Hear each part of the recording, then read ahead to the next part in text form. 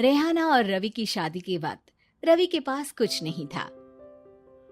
रेहाना, तुमने मुझसे शादी करके एहसान किया है। मुझसे ज्यादा तो तुम कमाती हो। अरे तो क्या हुआ, एक दिन आएगा रवि कि तुम खूब पैसा कमाओगे। मुझे तुम पर पूरा विश्वास है। रवि और रेहाना खुद को स्टैंड करने के लिए पूरी मेहनत करते। रेहाना, मैं नौकरी नहीं करना चाहता हूँ। तो कोई बात नहीं, मैं नौकरी करके घर चलाती हूँ, तुम बिजनेस सेट करने की कोशिश करो।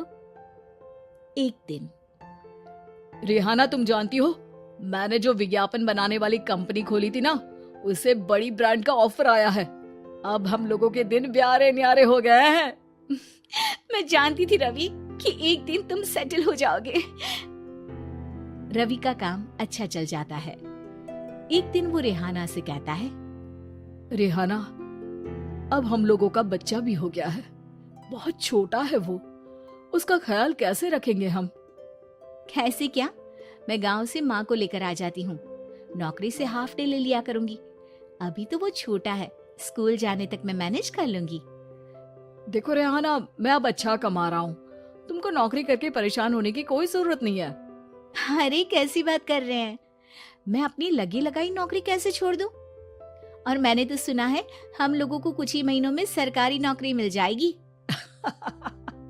सरकारी नौकरी में कितना कमा लोगी? उतने में तो मैं ड्राइवर रख लूंगा। रेहाना को रवि की बात का थोड़ा बुरा तो लगता है। कम से कम मेरी नौकरी की इतनी बेइज्जती मत करो। भूल गए, इसी नौकरी के बदौलत तुमने अपना बिजनेस खड़ा किया है। अरे वो तो मैं किसी के भरोसे भी कर लेता। देखो, अपने बच्चे को संभालो, घर का काम करो। अब बाहर जाती तुम अच्छी नहीं लगती हो। रेहाना रवि के कहने पर नौकरी तो छोड़ देती है, लेकिन अब बड़े से घर में उसकी कीमत किसी नौकर से कम नहीं होती। एक दिन रवि का दोस्त आता है। भाभी, हम लोग तो आपको तब से जानते हैं जब से आप लोग शादी होकर इस शहर में आए थे। आपकी बदौलत ही सारा बिजनेस खड़ा हुआ है। ये किस्मत तो आप ही की है भाभी। हाँ हाँ भाई, हमारी मेहनत तो कुछ है ही नहीं। अरे होगी, लेकिन भाभी की किस्मत के आगे कुछ नहीं। दोस्त वहां से चला जाता है, लेकिन रवि का गुस्सा 7वें आसमान में होता है। देखा कैसे बोल रहा था? अरे बिल्कुल अच्छा आदमी नहीं है ये। कैसी बात कर रहे हैं आप? प्रशांत भैया तो बहुत अच्छे इंसान है रवि। कैसे उन्होंने हमारे मुश्किल वक्त में हमारा साथ दिया था। अरे था पैसा तो साथ दिया, नहीं तो कौन पूछता है? रवि का व्यवहार पैसा आते ही अलग हो गया। वो बंदे को बंदा नहीं समझता। घमंड से घिरे रवि ने तो एक दिन हद ही कर दी। रेहाना, मैं अब तुम्हारे साथ नहीं रह सकता हूँ। क्या क्या बकवास कर रहे हो रवि? क्या कहना चाहते हो? और क्यों नहीं रह सकते तुम मेरे साथ? देखो, मुझे कोई और पसंद है और उसने साथ रहने पर बस यही शर्त रखी है कि मुझे तुम्हें तलाक देना होगा। रेहाना, जो कि एक स्वावलंबी महिला थी, उसने बिना देर किए रवि को कह दिया, कोई इश्यू नहीं, मुझे पैकिंग में 4 दिन का वक्त लगेगा, लेकिन तब तक मैं तुम्हारे साथ नहीं रहूंगी। 4 दिन के लिए तुम कहीं और शिफ्ट हो जाओ, मैं घर से निकलूंगी तो बता दूंगी। रवि घर छोड़कर चला जाता है। रेहाना को दुख होता है, वो रोती है, लेकिन व्यवहार से स्ट्रांग रेहाना को पति के वापस आने का और उसे सबक सिखाने का पूरा भरोसा था। फिर एक दिन, अरे शुशिका, कब शादी करोगी तुम मुझसे? यार मैंने तो सोचा था तुम शादी से पहले मुझे विदेश लेकर जाओगे, महंगी कार दिलाओगे।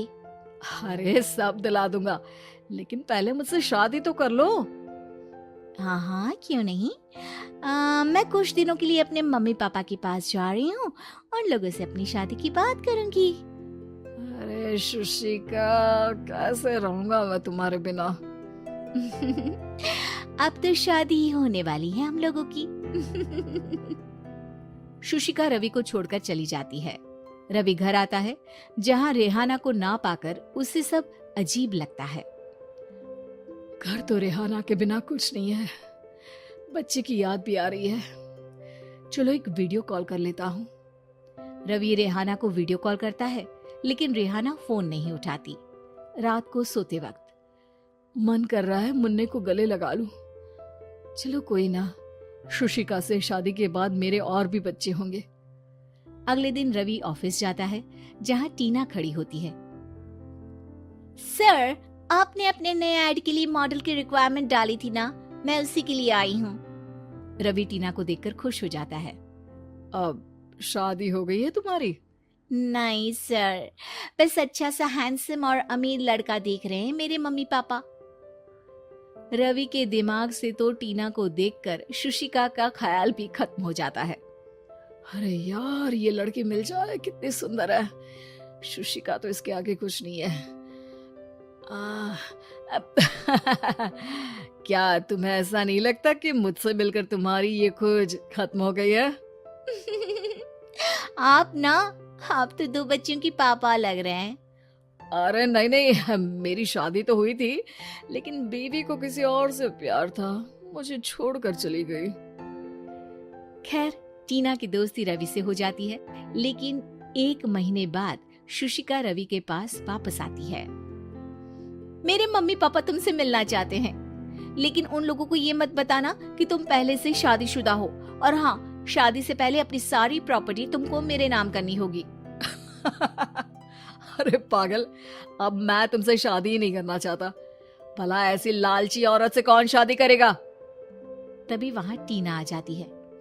रवि, ये पागल सी औरत कौन है? देखो, तुमने ही कह दिया ना पागल, तो पागल ही है। पता नहीं कौन है, कह रही है शादी कर लो, लेकिन शादी से पहले अपनी सारी प्रॉपर्टी मेरे नाम कर दो। बोल तो सही रही है। वैसे तुम जानती हो, मेरी एक सहेली है, उसके पति ने उसे पैसा आते ही छोड़ दिया, जबकि उसको खड़ा करने वाली ही मेरी सहेली थी। और मुझे भी भरोसा नहीं है। अगर मैं भी तुमसे शादी करूंगी तो तभी जब तुम मेरे नाम अपनी सारी प्रॉपर्टी कर दोगे। अरे हाँ हाँ, क्यों नहीं, बिल्कुल कर दूंगा। रवि और टीना की शादी की तारीख तय हो जाती है। वो अपनी सारी प्रॉपर्टी के कागज लेकर शादी वाली जगह पर पहुंचता है, लेकिन वहां टीना आती नहीं। रवि टीना को मैसेज करता है। कहाँ हो? सॉरी, मैं तुमसे शादी नहीं कर सकती, मुझे तुमसे भी ज्यादा पैसे वाला मिल गया। रवि को गुस्सा आ जाता है। वो गुस्से से सारा डेकोरेशन तोड़ रहा होता है कि वहां रेहाना आ जाती है। सर, क्या हो गया? क्या डेकोरेशन पसंद नहीं आई आपको? तुम यहाँ क्या कर रही हो? मैं यहाँ की डेकोरेटर हूँ। क्या आपको पसंद नहीं आई यहाँ की सजावट? रवि दौड़कर रेहाना के गले लग जाता है। मुझे माफ कर दो रेहाना। रवि रेहाना के गले लग जाता है और रेहाना टीना को थैंक्स का मैसेज करती है।